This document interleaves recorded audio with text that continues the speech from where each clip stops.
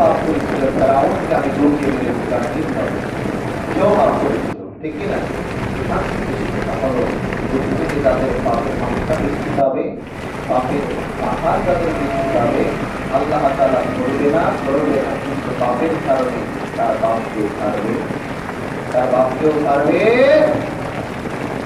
এটা আল্লাহর কথা, আপনার আমার বললে লাভ নাই। আপনি পাপ করেন কিন্তু আপনাকে ধরা খাইতে।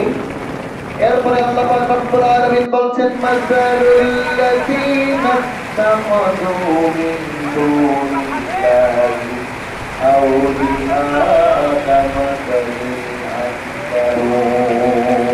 আমি যে সূরাটি কথা বলছি সূরাটি হলো আনকাবুত, আর এই আয়াতের একটি অংশে আনকাবুত শব্দ আছে। এই আনকাবুত শব্দ দ্বারা তারা সূরাটির নামকরণ করেছেন। সুবহানাল্লাহ বলেন। আমি আগে বলছিলাম আনকাবুত শব্দের অর্থ হচ্ছে মাকড়সা। আনকাবুত শব্দের অর্থ কি?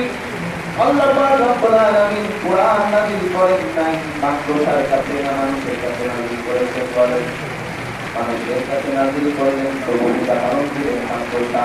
আল্লাহ পাক রব্বুল আলামিন বললেন যারা আল্লাহ ছাড়া প্রভু গ্রহণ করবে তাদের দৃষ্টান্ত হলো মাকড়সা।